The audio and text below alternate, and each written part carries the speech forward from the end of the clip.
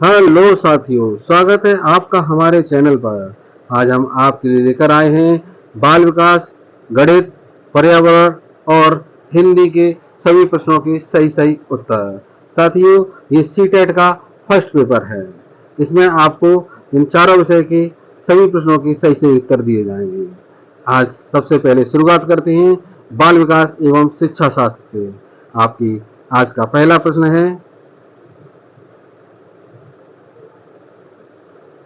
निम्नलिखित कथनों को पढ़िए और सही विकल्प का चयन दीजिए।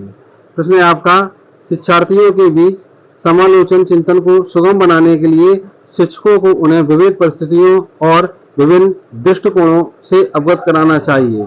इस प्रकार का प्रश्न अगर आपके में है, इसमें जो चार विकल्प दिए गए हैं, इसमें आपका चौथा विकल्प बिल्कुल सही है। ए और आर दोनों सही है। आर ए की सही व्याख्या करता है, तो यहाँ आपका इसमें चौथा विकल्प बिल्कुल सही बन जाएगा। दूसरा प्रश्न है आपका, निम्नलिखित में से अधिगम का प्राथमिक लक्ष्य कौन सा होना चाहिए। इसका आपका पहला विकल्प बिल्कुल सही बनेगा, समालोचनात्मक चिंतन का विकास। तीसरा प्रश्न है आपका, विद्यार्थियों की सीखने की शैलियों में विविधता। इसका आपका तीसरा विकल्प बिल्कुल सही बनेगा, को महत्व दिया जाना चाहिए और मानव विविधता के प्रतिबिंब के रूप में देखा जाना चाहिए। श्रृंखला का चौथा प्रश्न है, बच्चे सबसे प्रभावी ढंग से तब सीखते हैं यदि कोई अवधारणा। यहाँ आपका तीसरा विकल्प बिल्कुल सही जाएगा, सामान्य से विशिष्ट की ओर बढ़ती है। श्रृंखला का अगला प्रश्न है, निम्नलिखित में से कौन सी प्रक्रिया अधिगम के दौरान योगदान नहीं देती है। तो यहाँ आपका पहला विकल्प बिल्कुल सही है, गैर प्रसंगीकरण। श्रृंखला का अगला प्रश्न है, बच्चों में समस्या समाधान कौशल को बढ़ाने के लिए निम्नलिखित में से कौन सा प्रभावी तरीका है। इसका आपका पहला विकल्प बिल्कुल सही जाएगा, उन्हें बुद्धि मंथन और सही अनुमान लगाने के लिए अवसर देना चाहिए।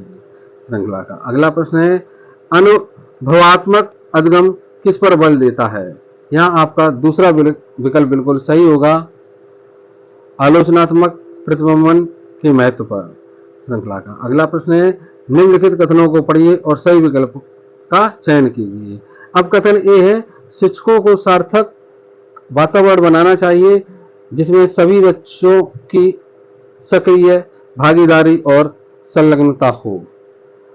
जबकि कार्ड दिया गया है, सभी बच्चे आंतरिक रूप से सीखने के लिए प्रेरित होते हैं और सीखने में सक्षम होते हैं।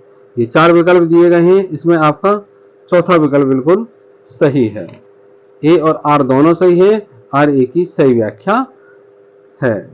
श्रृंखला का अगला प्रश्न है, लेव वायोवस्की के अनुसार खाली जगह बच्चों के संकल्पनात्मक योग्यताओं के विकास में महत्वपूर्ण भूमिका निभाता है। इसमें आपका चौथा विकल्प बिल्कुल सही जाएगा, सहकर्मी सहयोग। श्रृंखला का अगला प्रश्न है, लेव वायोवस्की के सिद्धांत के अनुसार आंतरिक वाक। यहाँ आपका पहला विकल्प बिल्कुल सही जाएगा, बच्चों के लिए अपनी सोच को नियंत्रण करने का एक तरीका है। श्रृंखला का अगला प्रश्न है, 4 वर्ष की अपर्णा कहती है कि एक बटन जिंदा है क्योंकि यह उसकी शर्ट के एक साथ बांधने में मदद करता है। जीव प्याजे के अनुसार उसकी सोच की विशेषता है। यहाँ आपका इसमें चौथा विकल्प बिल्कुल सही जाएगा, जीववादी चिंतन। श्रृंखला का अगला प्रश्न है, शैशवावस्था में सामाजिकरण की खाली जगह संस्थाएं प्रमुख रूप से महत्वपूर्ण है, जबकि प्रारंभिक बाल्यावस्था में सामाजिकरण की खाली जगह संस्थाएं भी महत्वपूर्ण हो जाती हैं। यहाँ आपका चौथा विकल्प बिल्कुल सही आएगा, प्राथमिक और दूसरी वाली खाली जगह में भरा जाएगा माध्यमिक। श्रृंखला का अगला प्रश्न है, लेव वायोवस्की के अनुसार यहाँ आपका इसमें चौथा विकल्प बिल्कुल सही जाएगा, संज्ञानात्मक विकास भाषा विकास को सुगम बनाता है। श्रृंखला का अगला प्रश्न है, लॉरेंज कोलबर्ग के नैतिक तर्क के किस स्तर पर बच्चे आमतौर पर मानते हैं कि लोगों को समाज की अपेक्षाओं पर खरा उतरना चाहिए और अच्छे तरीकों से व्यवहार करना चाहिए। इसका आपका दूसरा विकल्प बिल्कुल सही जाएगा, पारंपरिक स्तर। श्रृंखला का अगला प्रश्न है, निम्नलिखित कथनों को पढ़िए और सही विकल्प का चयन कीजिए। अब कथन साथियों है, शिक्षकों और साथियों जैसे अधिक जानकार अन्य लोगों के साथ बातचीत शिक्षार्थियों को उनकी समझ और कौशल विकसित करने में मदद करने के लिए आवश्यक समर्थन और मार्गदर्शन प्रदान कर सकती है।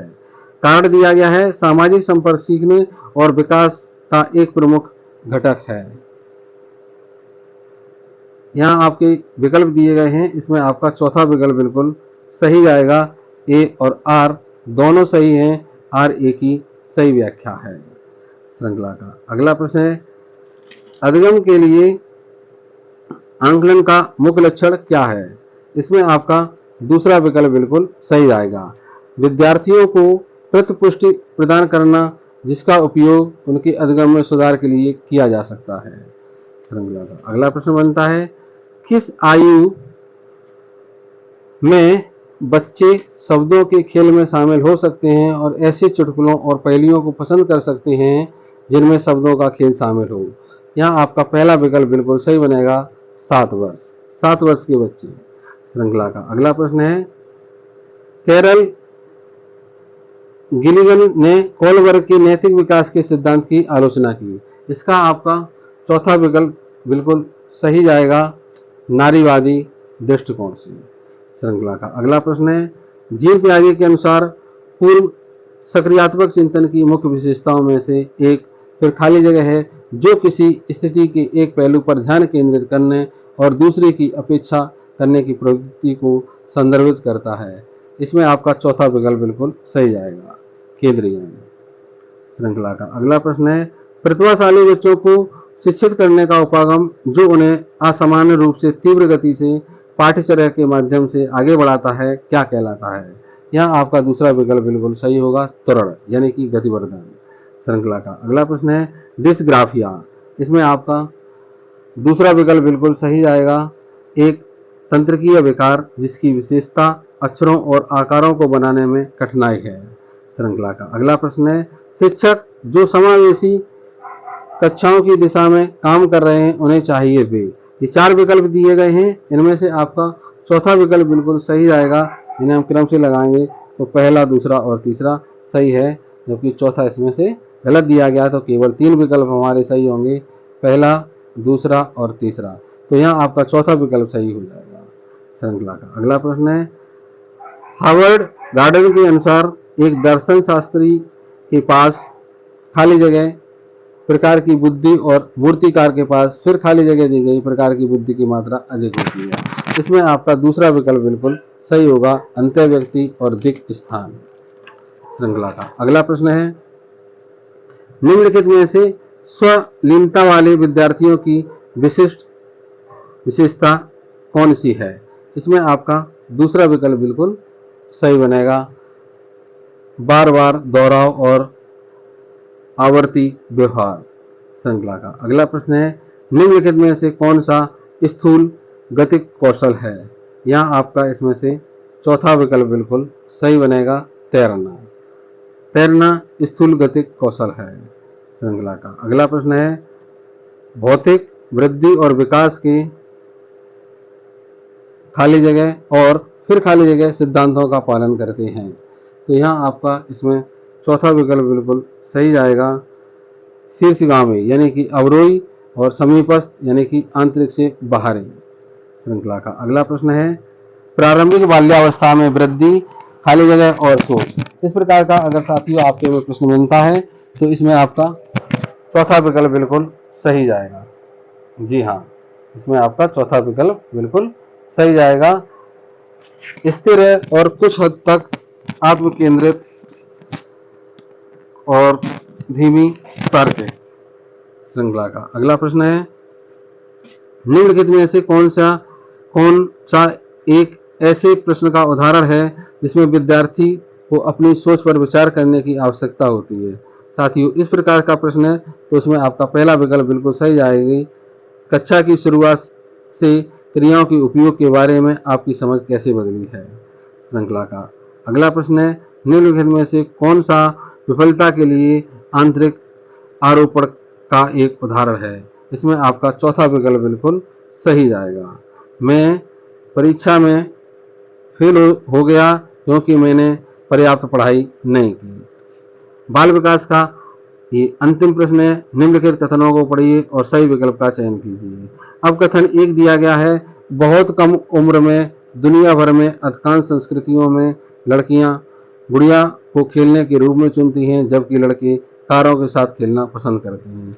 साथियों, इस प्रकार का प्रश्न है, तो इसमें आपका तीसरा विकल्प बिल्कुल सही जाएगा, ए और आर दोनों गलत हैं। साथियों, यहाँ ये आपका बाल विकास का प्रैक्टिस पेपर